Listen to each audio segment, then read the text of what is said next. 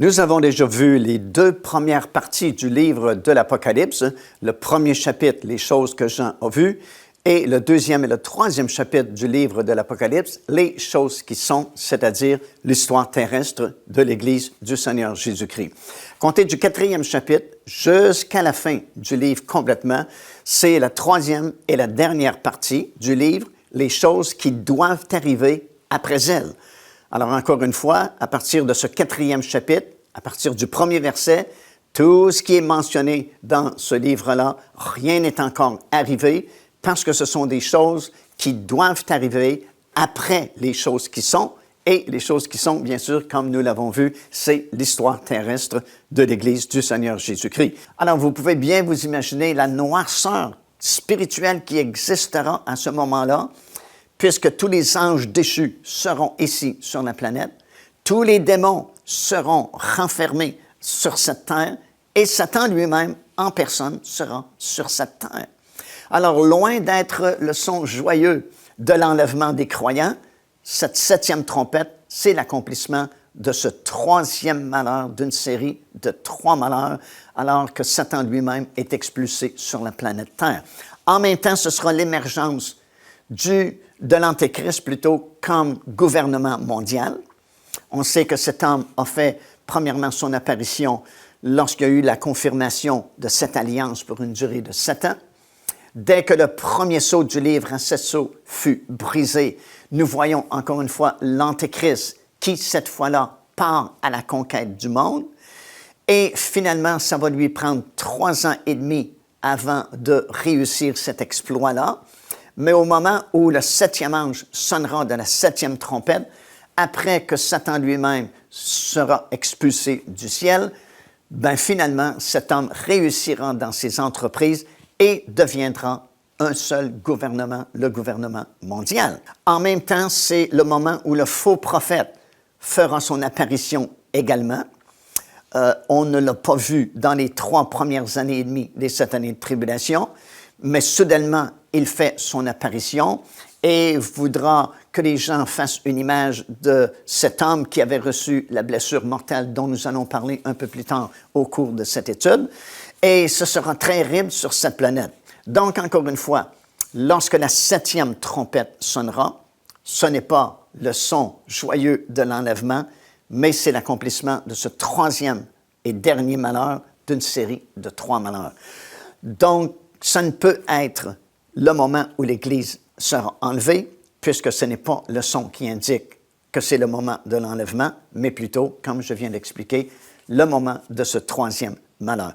De plus, Paul, lorsqu'il a écrit cette phrase aux Corinthiens, disant « Nous ne mourrons pas tous, mais tous nous serons changés en un instant, en un clin d'œil, au son de la dernière trompette », il ne pouvait pas se référer à la 7e trompette du livre de l'Apocalypse, tout simplement parce que le livre de l'Apocalypse n'était pas encore écrit. Lorsque Paul a écrit aux Corinthiens, Jean n'était pas encore sur l'île de Patmos et la révélation du livre de l'Apocalypse n'avait pas encore été donnée. Et en fait, personne ne savait qu'il y avait cette vague de jugement de 7 trompettes de façon consécutive. Alors, lorsqu'il a écrit cette chose aux Corinthiens, disant « Nous serons enlevés au son de la dernière trompette », il ne pouvait pas se référer à la 7e trompette parce que personne ne savait qu'il y avait une séquence de jugement qui s'appelait les 7 trompettes. Donc non, ce n'est pas possible non plus que l'Église du Seigneur Jésus-Christ soit enlevée au milieu des 7 années de tribulation, comme ce n'était pas possible, bibliquement parlant, qu'elle traverse toute la période des 7 années de tribulation et qu'elle ne soit enlevée qu'à la fin de cette longue période des jugements de Dieu sur cette terre. Alors, il ne reste qu'une solution si l'Église n'est pas enlevée après les 7 années de tribulation, ni au milieu des 7 années de tribulation. La seule autre possibilité, c'est que l'Église soit enlevée au début des 7 années de tribulation. Non pas avant les 7 années de tribulation, mais bien au début de cette période. Et voici pourquoi c'est la seule possibilité.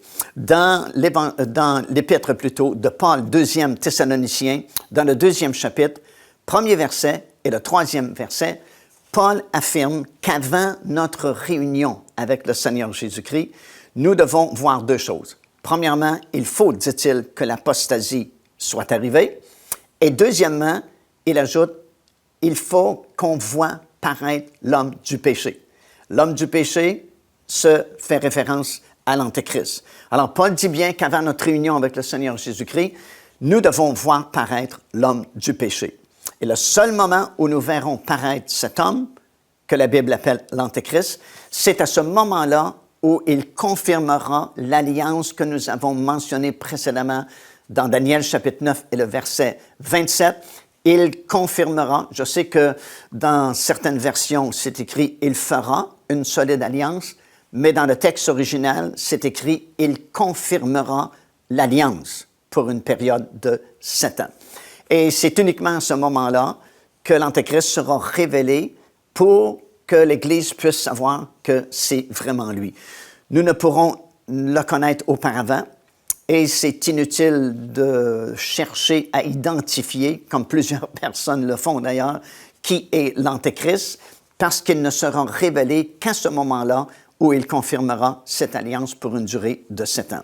Et ici, l'apôtre Paul nous dit de façon très claire que l'enlèvement ne peut avoir lieu tant et aussi longtemps que nous n'avons pas vu cet homme paraître, et il ne paraîtra qu'au moment où il confirmera cette alliance. Nous le connaîtrons à ce moment-là. Comme on a mentionné également auparavant, pour Israël, ce sera son Messie. Pour le monde arabe, ce sera leur Mahdi. Pour le monde en général, cet homme sera comme un génie politique parce qu'il aura réussi ce qu'aucun président américain ou organisation dans ce monde n'a réussi, c'est-à-dire faire signer une alliance ou un traité de paix et de sécurité au Moyen-Orient. Donc, pour le monde, ce sera un génie politique, mais pour l'Église, nous saurons que cet homme, c'est l'Antéchrist. Ce sera à ce moment-là ce que la Bible appelle le cri de minuit. Le cri de minuit est mentionné dans l'Évangile de Matthieu, dans le 25e chapitre, et les 13 premiers versets, là où Jésus nous parle de la parabole des 10 vierges. Et nous savons que la parabole des 10 vierges concerne l'Église des derniers jours. Encore une fois, il y a plusieurs interprétations différentes, bien sûr, au sujet de la parabole des 10 vierges, mais encore une fois, bibliquement parlant, ça ne peut s'appliquer qu'à l'Église. Pourquoi? Parce que dans Matthieu chapitre 13, vous avez 7 grandes paraboles concernant l'Église qui commencent ainsi. Chacune de ces paraboles commence de cette façon-ci. Le Seigneur dit, « Le royaume des cieux est semblable à... » Et vous avez la parabole du sommeur, la parabole de cet homme qui trouve un trésor, le perle, la parabole d'un grand filet jeté à la mer. Et c'est toujours avec ces paroles que le Seigneur débute chacune de ces 7 grandes paraboles, disant « Le royaume des cieux est semblable à... » Et à peu près tous les commentateurs bibliques sont d'accord pour dire que ces 7 paraboles concernent l'histoire de l'Église du Seigneur Jésus-Christ. Et au chapitre 25 de Matthieu, le Seigneur commence exactement avec les mêmes paroles. Alors, dit-il, le royaume des cieux sera semblable à... Alors, pourquoi tout à coup, le royaume des cieux ne ferait plus référence à l'histoire de l'Église? Puisque dans le 13e chapitre, à 7 reprises, le royaume des cieux fait référence à l'Église du Seigneur Jésus-Christ. Donc, la parabole des 10 vierges fait référence aussi à l'Église du Seigneur. Non pas au monde et non pas non plus au peuple juif, parce que ni le monde, ni le peuple juif n'attendent le Seigneur Jésus-Christ comme époux. Israël attend un Messie. Le monde, ils n'attendent absolument rien. Le seul groupe qui attend l'époux, qui attend le Seigneur Jésus-Christ, c'est bien sûr son Église. Alors, dans Matthieu chapitre 25, le Seigneur va nous dire que son Église va ressembler à la toute fin à 10 vierges qui sont parties à la rencontre de l'époux. Et comme l'époux tardait, toutes se sont assoupies et se sont endormis. Mais au milieu de la nuit, on cria, « Voici l'époux, allez à sa rencontre. » Alors, il y a un cri de minuit qui se fait entendre, qui permet à l'ensemble de l'Église de se réveiller. Et le seul cri de minuit, le seul signal qui peut réveiller tout le monde dans l'Église évangélique, que ce soit baptiste, frère en Christ, méthodiste, pentecôtiste ou nommez-les, c'est vraiment la signature de ce traité pour une période de 7 ans. Parce que tout le monde évangélique, Toutes les assemblées évangéliques ont déjà prêché à ce sujet-là.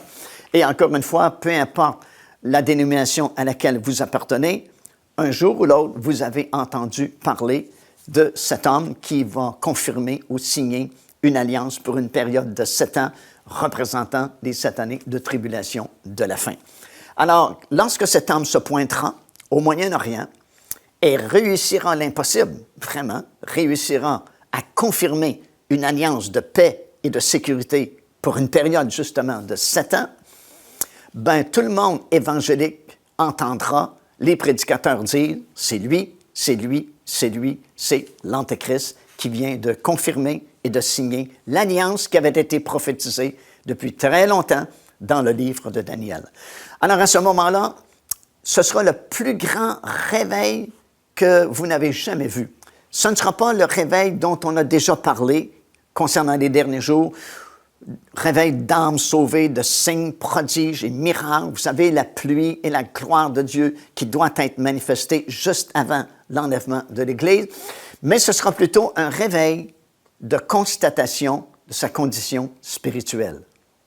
Puisqu'en effet, ce n'est qu'après le cri de minuit que les vierges folles ou insensées ont réalisé qu'elles n'avaient plus d'huile dans leur lampe. Comprenez, le drame des vierges insensées, c'est qu'elles ne savaient même pas qu'elles n'avaient plus d'huile dans leur lampe. Mais après le cri de minuit, elles ont constaté qu'elles n'avaient plus d'huile. C'est donc un réveil de constatation de sa condition spirituelle. Elles ont demandé aux vierges sages de leur prêter de leur huile, parce que c'est habituellement ce qui se passe. Les faibles demandent aux forts de prier pour eux, de porter leur fardeau, de les aider. Et c'est biblique de le faire aussi, c'est bien de le faire, mais à un certain moment donné, vous devez vous-même apprendre à marcher avec le secours du Seigneur et non pas l'aide et le secours de tout le monde autour de vous. Et elles ont demandé aux sages de leur prêter d'huile. Elles ont dit non, ce n'est pas qu'elles ne le voulaient pas, mais c'est qu'elles ne pouvaient pas, parce que vous ne pouvez pas donner votre consécration personnelle à une autre personne. Et l'huile dans la lampe de ces vierges représente notre consécration au Seigneur Jésus-Christ. Mais elles ont conseillé aux vierges insensées d'aller faire le plein, d'aller là où elles pouvaient avoir de l'huile. Et pendant qu'elles sont parties se repentir et faire le plein d'huile, l'enlèvement a eu lieu. Les vierges sages sont parties et la porte a été fermée. Et lorsque les vierges insensées sont revenues, elles ont frappé à la porte. Et elles ont dit quelque chose comme, il y a sûrement une erreur ici. On faisait partie de l'Église. Oui, d'accord, on n'avait plus d'huile, mais là, on a fait le plein d'huile. Et le Seigneur répond, je ne vous connais pas. Et le mot connaître utilisé ici, c'est le mot intimité. Comme nous lisons dans Genèse, qu'Adam connut Ève et elle enfanta un fils. Donc, certaines versions même disent, nous n'avons pas de relation, de communion ensemble.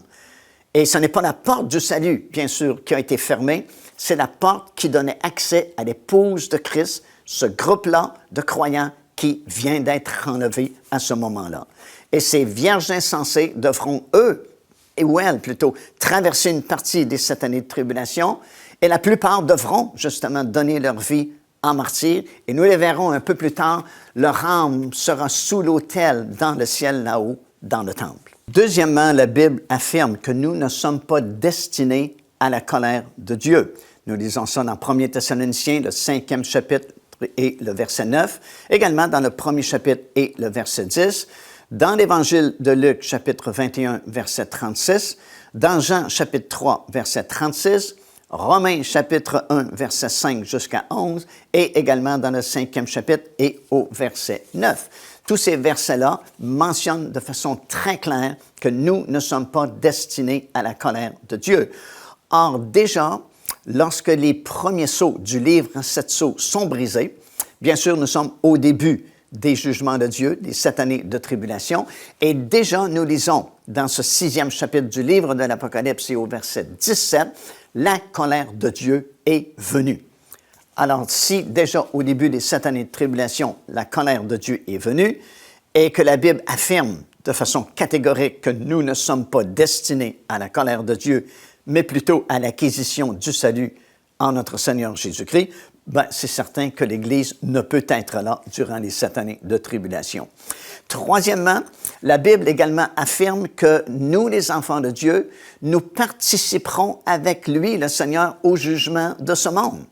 Alors, on ne peut pas être ici sur la terre si nous participons avec lui au jugement de ce monde. Nous devons être avec le Seigneur là-haut dans le ciel. Ça, c'est dans 1 Corinthiens, le chapitre 6 et le verset 2. Et bien sûr, le jugement du monde se fera durant ces 7 années de tribulation. Quatrièmement, la Bible affirme que nous serons gardés de cette période de 7 années de tribulation. Ça, c'est dans Apocalypse chapitre 3 et le verset 10. Et le mot grec qui est utilisé, c'est le mot ek, E-K, qui signifie « hors de ». Et puisque la Bible affirme que c'est une tribulation mondiale et que nous serons gardés hors de ce monde, bien, le seul endroit où nous pourrons être à ce moment-là, c'est au ciel avec le Seigneur. Cinquièmement, à compter du 4e chapitre du livre de l'Apocalypse, comme on a mentionné précédemment, le mot « Église » n'apparaît même plus. Il n'y a aucune exhortation, aucun encouragement, aucun verset concernant l'Église du Seigneur Jésus-Christ, tout simplement parce qu'elle n'est plus ici. De toute façon, nous lisons qu'au milieu des 7 années de tribulation, un ange va circuler autour du globe avec un évangile éternel et va prêcher cet évangile. Si l'Église devait être ici durant les 7 années de tribulation, un ange ne pourrait pas prêcher l'Évangile. Ce serait la mission de l'Église de prêcher l'Évangile. C'est comme l'ange qui est apparu à Corneille et il lui a dit « Fais venir Simon-Pierre, lui te donnera des paroles par lesquelles tu pourras être sauvé. » L'ange ne pouvait pas annoncer l'Évangile à Corneille, il fallait que ce soit l'Église ou un représentant de l'Église qui le fasse. Et c'est le même raisonnement, bien sûr, ici. Sixièmement, le Seigneur lui-même mentionne la possibilité d'échapper à ces 7 années de tribulation. Dans Luc chapitre 21 et le verset 36, il nous dit de prier, de veiller afin d'être trouvé digne d'échapper à cette période de 7 années de tribulation. Septièmement, la division du livre de l'Apocalypse elle-même, faite par le Seigneur Jésus-Christ, nous montre de façon certaine que l'Église ne peut être ici parce que, vous vous souvenez, on a parlé de ces 3 parties du livre de l'Apocalypse, telles que le Seigneur Jésus-Christ lui-même a divisé le livre dans le 1er chapitre et au verset 19, écrit les choses que tu as vues, les choses qui sont et les choses qui doivent arriver après elles. Et c'est impossible que l'Église reste ici durant les 7 années de tribulation parce que l'Église fait partie de cette deuxième division du livre, les choses qui sont, c'est-à-dire l'histoire terrestre de l'Église. Huitièmement, lorsque Jean fut ravi au ciel à partir de l'île de Patmos, déjà plusieurs saints étaient au ciel et il va les voir. C'est dans Apocalypse chapitre 4, à compter du 1er verset jusqu'au 11e verset. Il y a déjà plusieurs rachetés de l'Éternel qui étaient rendus au ciel lorsque Jean a été ravi en esprit. Alors, on ne peut être ici jusqu'à la fin des 7 années de tribulation, puisque déjà Jean a vu plusieurs rachetés de l'Éternel au ciel. On en parlera de façon plus détaillée un peu plus tard au cours de notre étude. Une autre question que souvent est demandée est celle-ci. Est-ce que tous les chrétiens monteront lorsque cette trompette sonnera? Bien, à la lumière, encore une fois, de la parole de Dieu, la réponse est non. Et voici pourquoi. Tout d'abord, il y a toujours eu 2 groupes dans l'Église. Il y a toujours eu des chrétiens spirituels et des chrétiens charnels. Dans 1 Corinthiens, le 3e chapitre et le 1er verset, l'apôtre Paul, justement, s'adresse aux Corinthiens en leur disant « J'aurais bien aimé vous donner de la viande, quelque chose de solide, un bon enseignement de la parole de Dieu. Mais, dit-il, je me contente de vous donner du lait, spirituellement parlant, parce que, dit-il, vous êtes charnel. » Et il va expliquer ce que ça veut dire d'être un chrétien charnel comparativement à un chrétien spirituel. Alors, tout au long de l'histoire de l'Église, il y a toujours eu ces 2 groupes-là, des chrétiens spirituels et des chrétiens charnels. Il y a toujours eu des vierges sages et des vierges insensées, comme c'est mentionné dans Matthieu, le chapitre 25.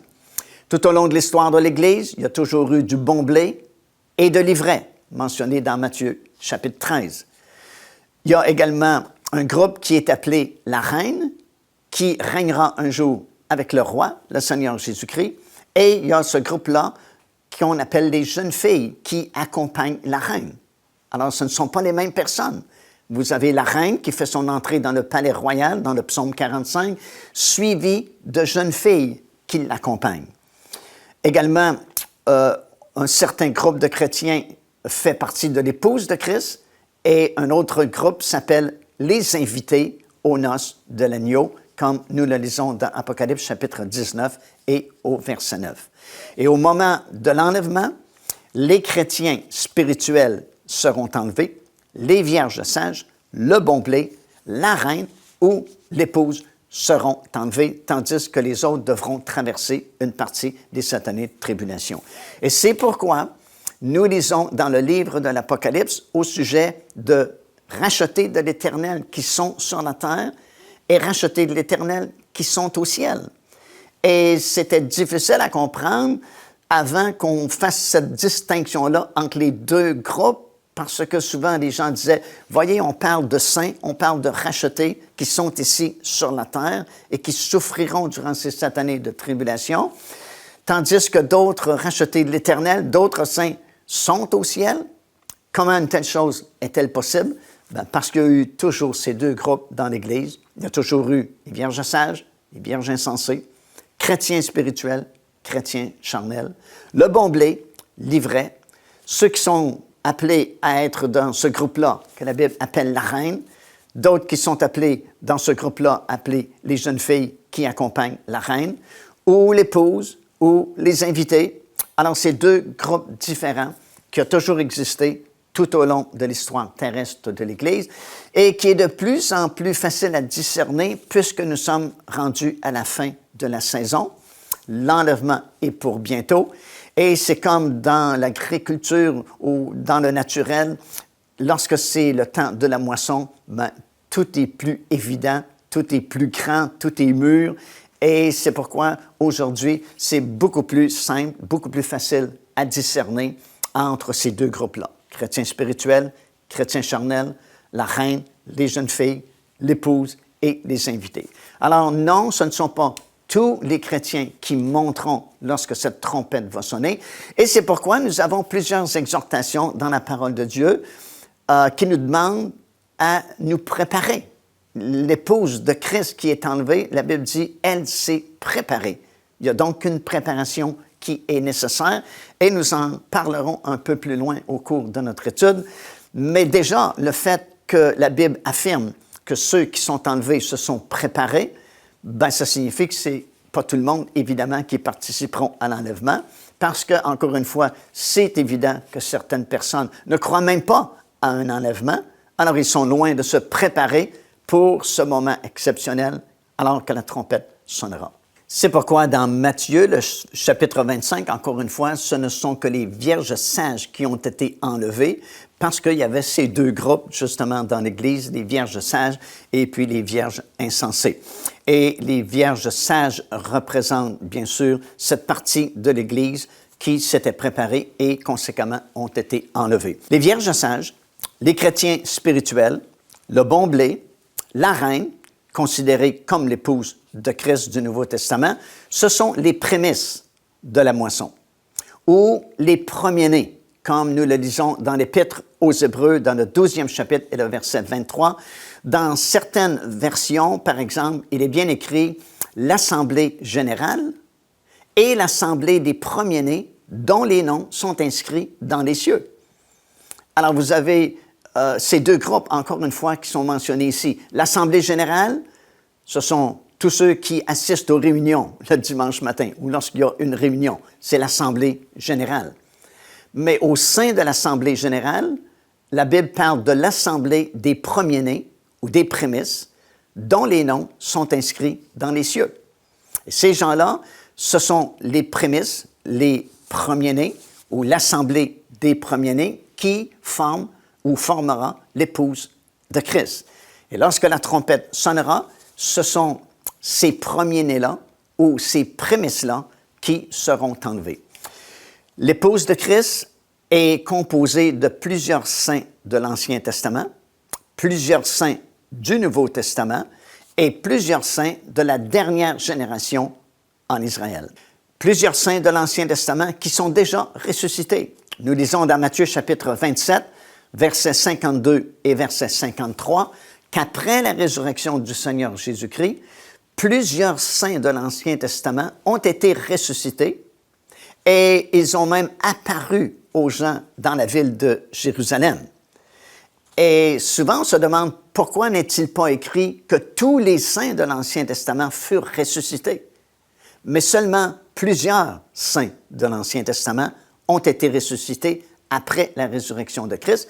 Ben, c'est justement pour respecter ce principe-là des prémices. D'abord les prémices, le reste du chant après.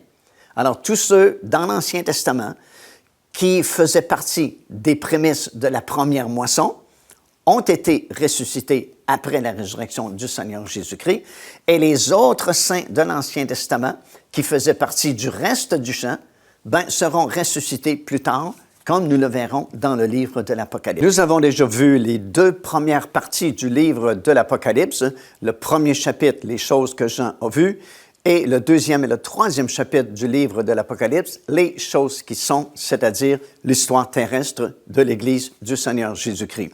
Comptez du quatrième chapitre jusqu'à la fin du livre complètement, c'est la troisième et la dernière partie du livre, les choses qui doivent arriver après elles.